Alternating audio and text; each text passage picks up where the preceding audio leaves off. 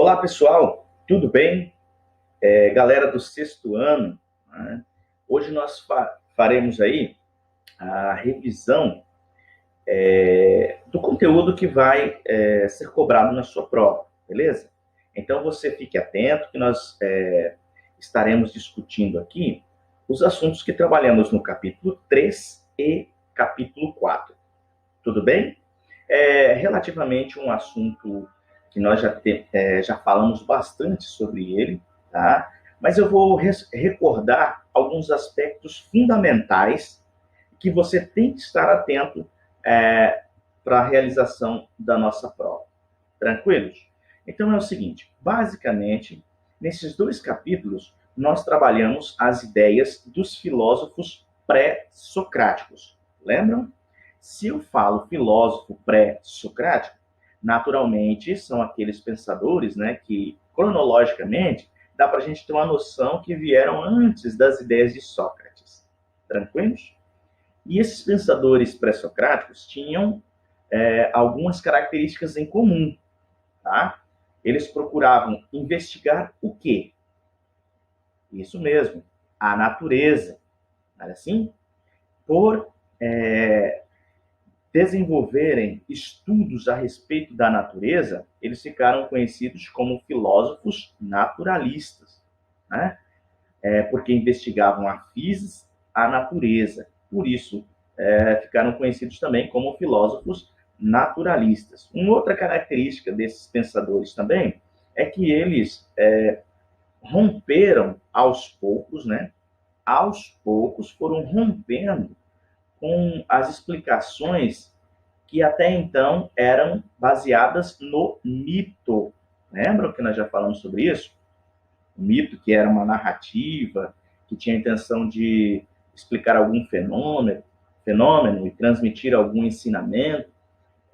Antes desses primeiros filósofos, então, as explicações a respeito da natureza eram baseadas no mito, né? Isso nós já falamos em aulas anteriores.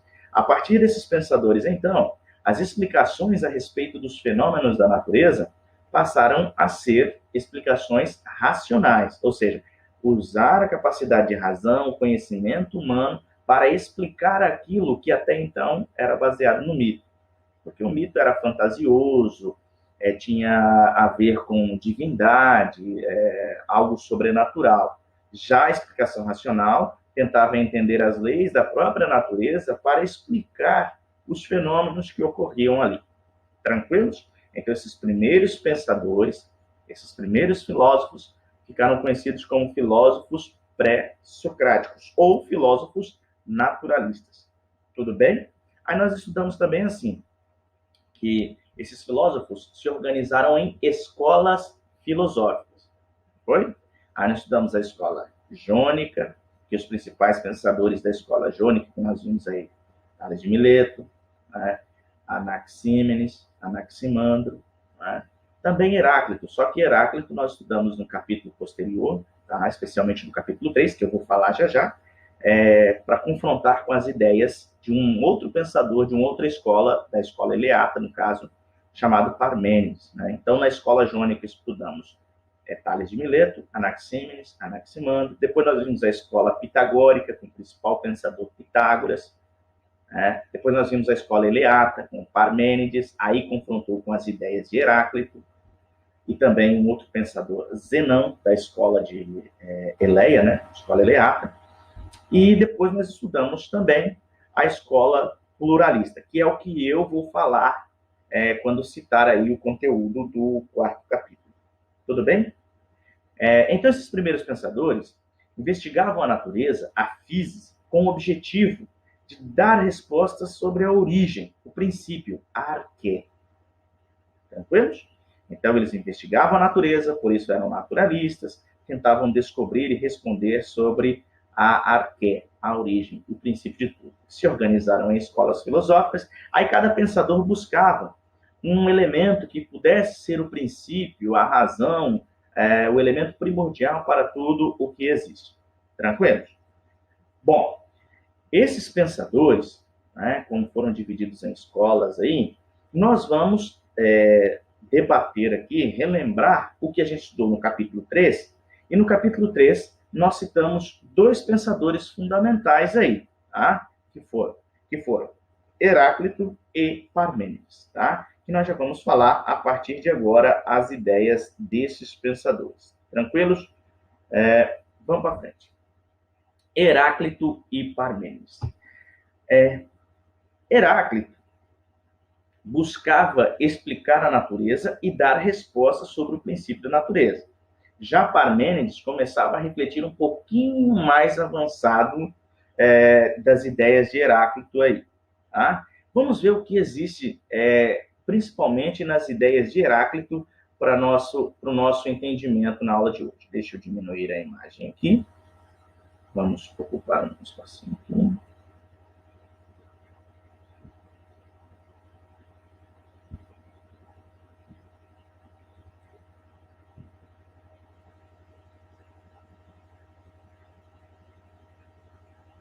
Isso. Muito bem. Vamos lá, então. Deixa eu pegar uma caneta aqui. Beleza, vamos lá. Heráclito. Né? Características da filosofia de Heráclito. Primeiro momento. Para Heráclito, tá? A natureza está em constante,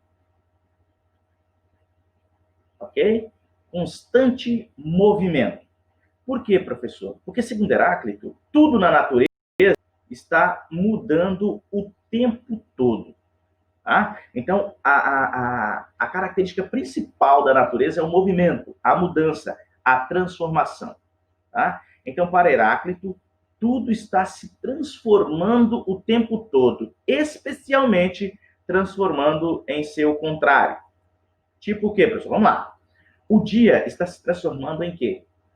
Em noite. Então, está se transformando, mudando para o seu contrário, o seu oposto. Essa é uma teoria de Heráclito que, nesse processo de mudança, por exemplo, quem é criança, por exemplo, está se transformando em um adulto, a vida em morte, ou seja, o processo de mudança acontece o tempo todo, segundo as ideias de Heráclito. E para ele, essas mudanças não ocorrem assim de maneira desordenada. Tá? Essas mudanças, essas transformações, tá? Obedecem uma ordem, tá? Uma razão que ele vai chamar de logos universal, ok? Vai chamar de logos essa ideia, essa razão que governa, que administra essa mudança, essa transformação na natureza. Beleza? Então, o logos, essa razão, essa inteligência suprema que vai determinar o ritmo das mudanças das coisas, né? E a harmonia no universo. Tranquilos? Então, para Heráclito, a essência da natureza é a mudança, a transformação. Tudo está mudando o tempo todo. E qual o elemento da natureza que, segundo Heráclito, tá, seria a representação dessa mudança, dessa transformação? O elemento seria o fogo. Tá aí porque Heráclito toma a postura de afirmar que tudo origina-se a partir do fogo. Beleza? Então, o fogo é uma representação dessa mudança incessante da natureza. Tranquilos? Porque essa natureza está em constante transformação. Beleza? Vamos para frente. As ideias de Parmênides, tá? Vamos lá. Nas ideias de Parmênides, nós podemos constatar o seguinte. A primeira coisa que nós vamos observar nas ideias de Parmênides é o oposto daquilo que se vê em Heráclito. Tá? Enquanto Heráclito afirma que tudo está em constante movimento, tudo está se transformando o tempo todo, o ser é e não é ao mesmo tempo, porque ele vai mudar para o seu oposto, Parmênides diz que não. Para Parmênides, apenas, tá? Atentos a isso, tá? Apenas a aparência das coisas é que mudaria. Tá? Então, quando eu observo as coisas, ocorrem mudanças, tá? Mas são mudanças apenas aparentes. Quando a gente discute isso, é mais fácil a gente mostrar exemplos práticos. Por exemplo, a aparência das coisas muda. Você, por exemplo, você muda. Segundo Parmênides, você muda. Tá? Só que muda apenas o quê? A sua aparência. A sua essência, o seu ser, tá? É eterno, é fixo, é imutável. A sua essência é eterna, é fixa, é imutável. Por quê? Porque, segundo Parmênides, tá, não tem como uma coisa ser e não ser ao mesmo tempo. Tá? Não é possível isso. O ser é e o não ser não é.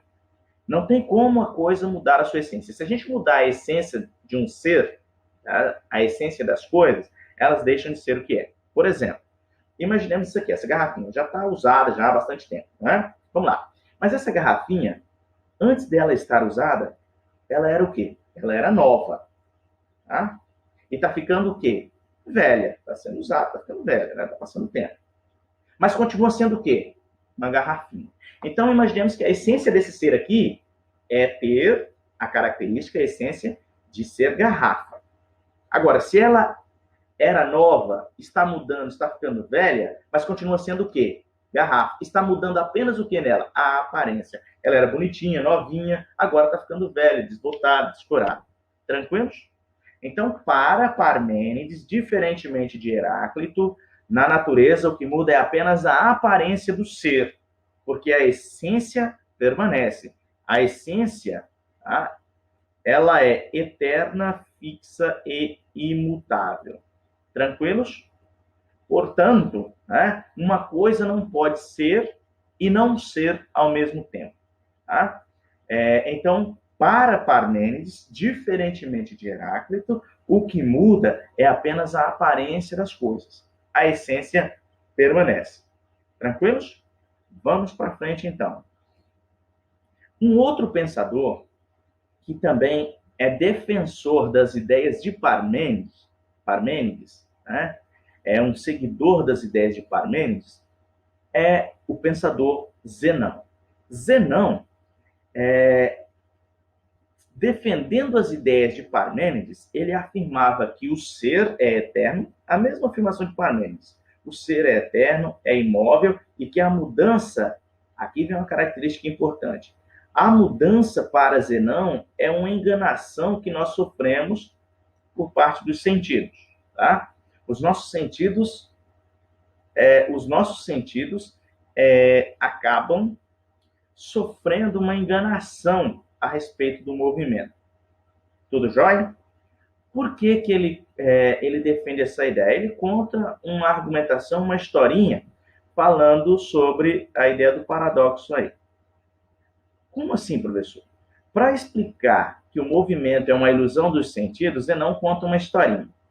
Imagine uma corrida entre Aquiles. Aquiles, vocês já sabem, é um personagem aí da mitologia grega, muito rápido, muito veloz, muito forte, muito esperto para a guerra. Então, ele propõe uma análise entre uma corrida entre Aquiles e uma tartaruga.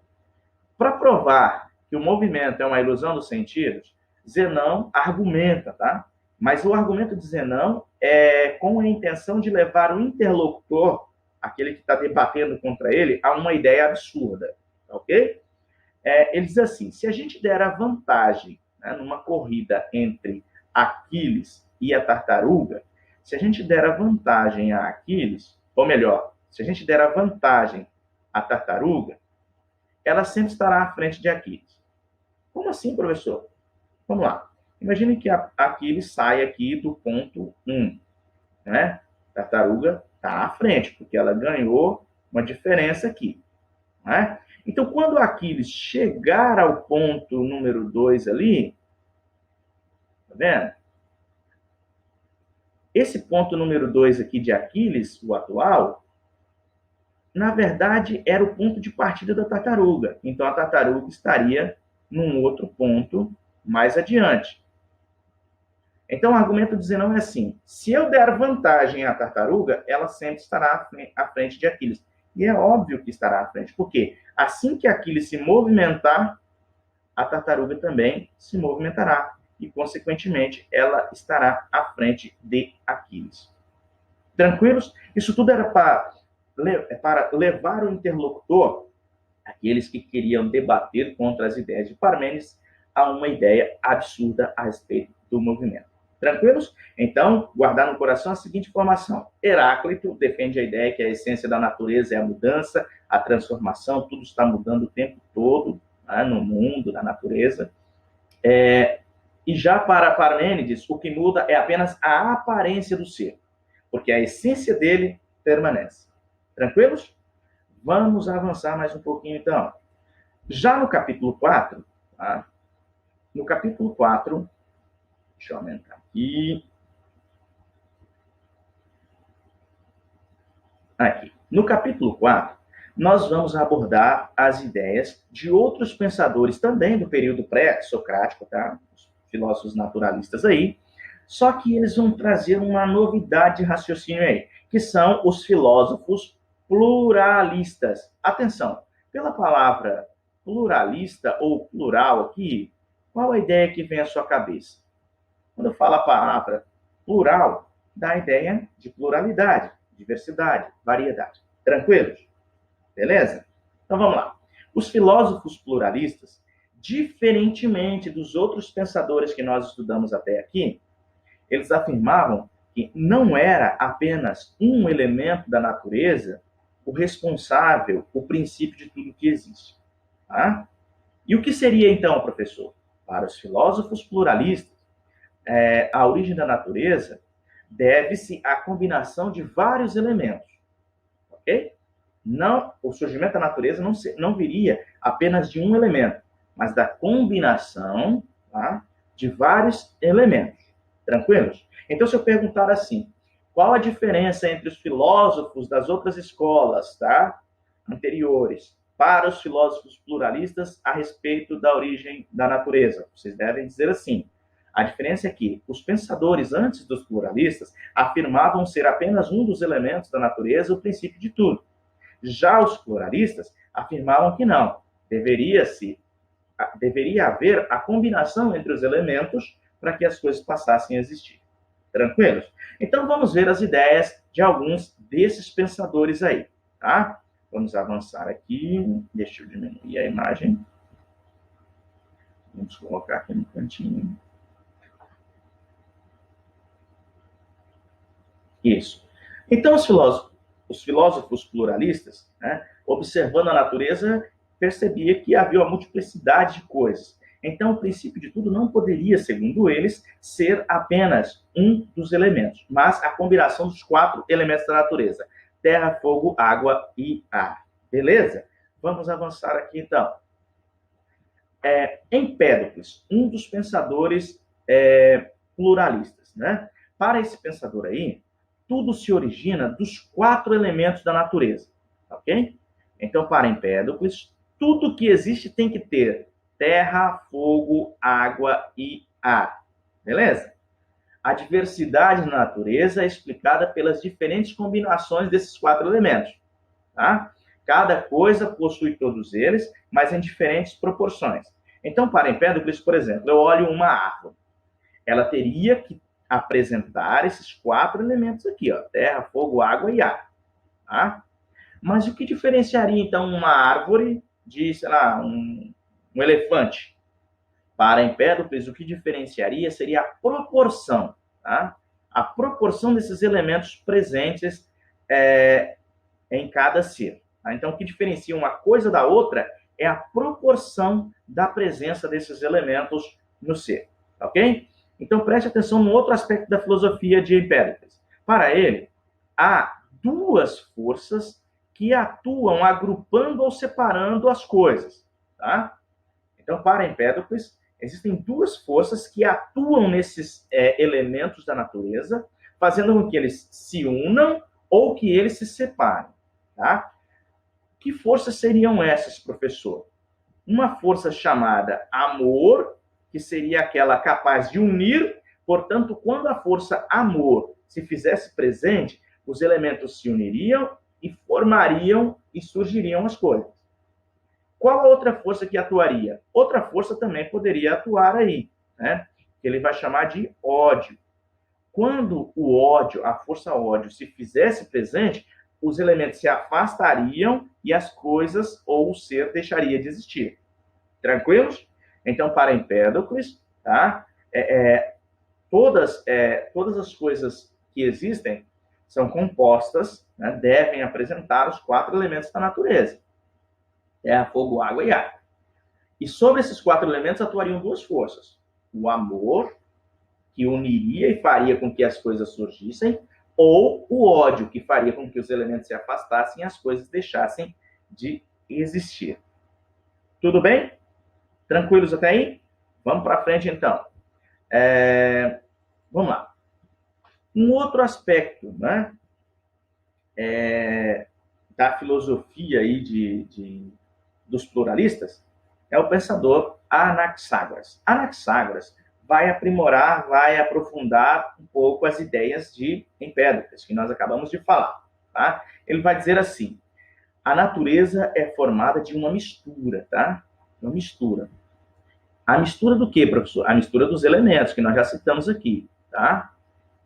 Que são elementos muito pequenos, invisíveis aos olhos, e por ele chamado de sementes, tá? Os 4 elementos da natureza, segundo Empédocles, ou melhor, Anaxágoras, né? Eles funcionariam aí como sementes, diferentemente, tá? Vou voltar aqui, de Empédocles, que ele chegou a chamar esses 4 elementos de 4 raízes, tá? Para Empédocles, os 4 elementos, deixa eu conseguir escrever aqui, os 4 elementos seriam como raízes. Que letra, hein?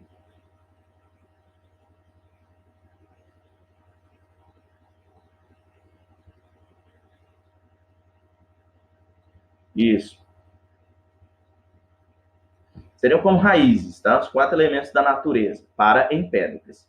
Já para Anaxágoras, os 4 elementos seriam como se fossem sementes. Como assim, professor? Os 4 elementos juntos formariam pequenas partículas, né, misturadas, tá?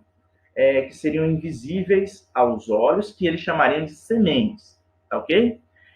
E essas partículas, ao se unirem, né, formariam os seres que nós temos aí, que existem. Por exemplo, se você esfrega uma borracha aí no seu caderno, bastante, ela vai se desfazer em um pozinho, correto?